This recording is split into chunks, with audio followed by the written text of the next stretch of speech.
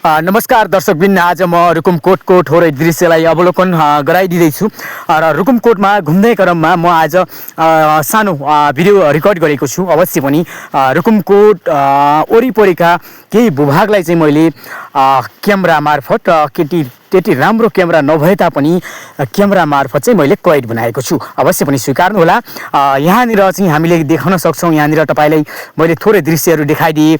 यहाँ नाग मन्दिर जाने बाटोतिर आउँदै गर्दा चाहिँ यहाँ तलपट्टि देखिने नाग मन्दिरको यो माथि मैदान डाँडादेखि अलि ओल्लो साइडबाट देखिने यो दृष्टिकोण जुन कमलटाल लगायतका चोक बजार कमलटाल यसै गरी कमलटाल को नजिकैमा रहेको हाई स्कुल हैन, यहाँ भएका अनेका कुराहरूलाई मैले क्याप्चर गरेर ल्याएको छु। तपाईँले पनि अवश्य पनि मन पर्यो भने लाइक कमेन्ट सब्सक्राइब गर्न नभुल्नुहोला। यहाँनिर तपाईँलाई मैले देखाएँ यो दुर्गम क्षेत्रमा भौगोलिक हिसाबले पनि एउटा दुर्गम क्षेत्र र एकदम दुर्गम क्षेत्रमा रहेको यो कमलताल नाग मन्दिर, कमलतालदेखि माथि रहेको नाग मन्दिर। अब म तपाईँलाई थोरै दृश्य म नाग मन्दिरको अवलोकन गराइदिन्छु। अवश्य पनि स्वीकार्नुहोला।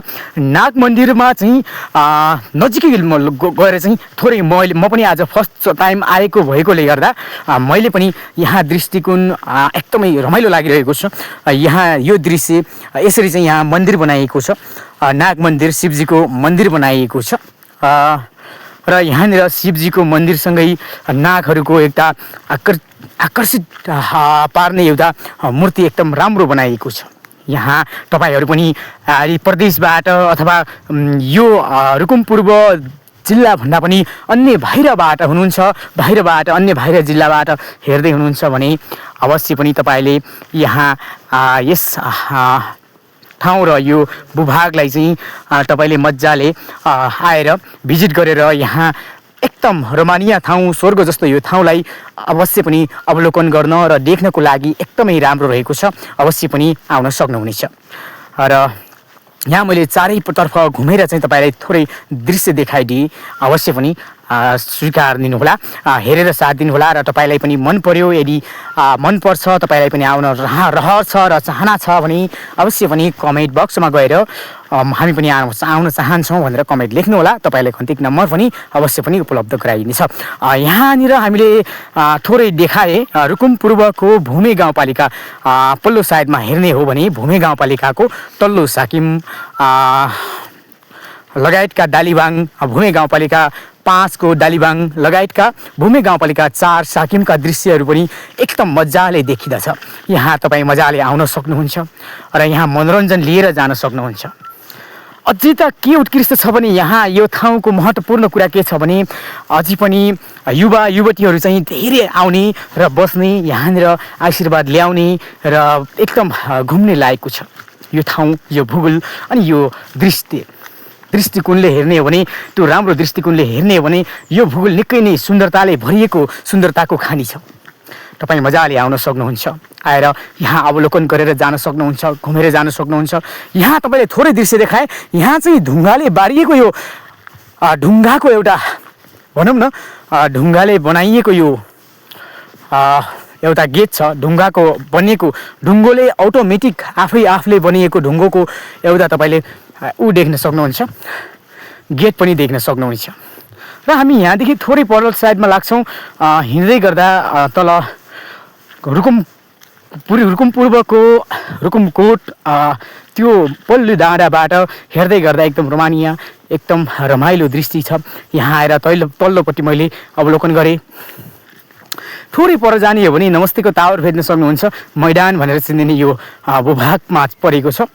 रुकुमकोटको मैदानमा जाने गर्दा यहाँ चाहिँ म तपाईँलाई थोरै अवश्य पनि देखाएँ। जुन मैले पुलको कुरा गरेको, गेटको कुरा गरेको थिएँ, यो ढुङ्गाले बनिएको पुलहरू छ। पुलहरू भन्दा पनि गेटहरू, यो गेटलाई मजाले यो गेटबाट पसेर थोरै परतिर जानुभयो भने त्यहाँ विश्राम कक्ष पनि भेट्न सक्नुहुन्छ। र यहाँनिर चाहिँ यहाँ गेटबाट निस्किसकेपछि चाहिँ यहाँ एउटा विश्राम कक्ष रहेको छ। यहाँ विश्राम गर्न सक्नुहुनेछ, आरामसँग विश्राम गर्न सक्नुहुनेछ। यो ढुङ्गाको बनिएको यो गेटबाट क्रस गरेर यो विश्राम कक्षमा आएर आरामसँग विश्राम गर्न सक्नुहुनेछ। र यहाँबाट देखिने दृष्टिकोण भनेको एकदम रोमानीय छ। दायाँ बायाँ अनेक तर्फबाट यो विगत एरियामा हेर्दै गर्दा तल्लो साइडमा यहाँबाट देखिने रुकुमकोटको दृष्टि फेरि पनि तपाईँलाई देखाइदिए, अवश्य पनि स्वीकार्नुहोला।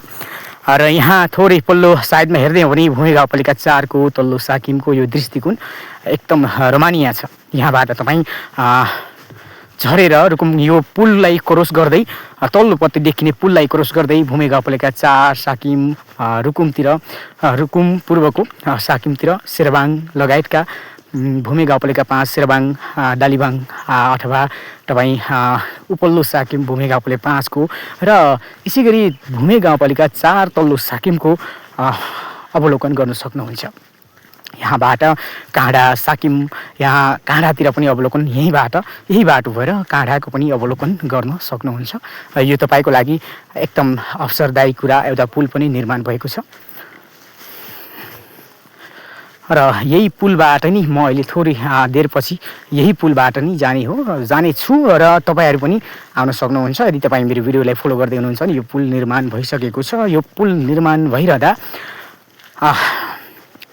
म आफै पनि त्यहाँ उपस्थित अथवा त्यहाँ जान पाइरहेको छैन।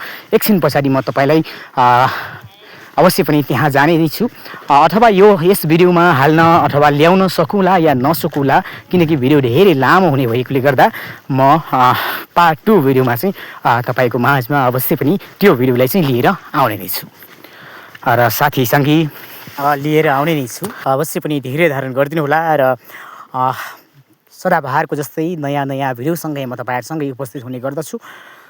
र यहाँतिर अवलोकन गर्दै गर्दा मन्दिरको दृश्य अवलोकन गराए यहाँपट्टि तपाईँले हेर्न सक्नुहुन्छ।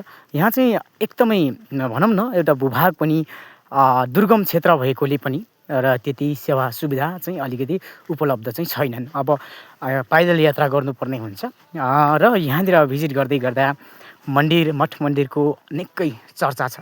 मठ मन्दिर भनौँ न रुकुमकोटको कमलटालमा जानुभयो भने त्यहाँ पनि एकदम सुन्दर मन्दिर देख्न सक्नुहुन्छ। त्यहाँ सुन्दर मन्दिरलाई अवलोकन गर्दै त्यहाँनिर भएका उकाली ओह्राली गर्दै गर्दा हरेक दृष्टिकोणबाट तपाईँले मठ मन्दिरको एकदमै महत्त्वपूर्ण दृश्यहरू हेर्न सक्नुहुन्छ।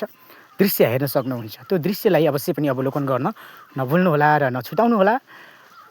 साथीसँगी आज पनि म आफै पनि यो ठाउँ र यो भूभागमा आएको थिएन, आउने गर्दा निकै खुसी लाग्यो र यो ठाउँ यो मठ मन्दिरमा आएर हात जोडेर केही कुराहरू सिक्न पाएँ, केही कुराहरू हेर्न पाएँ। यो आफ्नै म जन्मेको त्यो ठाउँ, म जन्मेको यो गाउँ भूमि गाउँपालिका 4 साकिमको पनि एकदम यहाँबाट एकदम रमाइलो त्यो गाउँलाई निहाल्न पाएँ र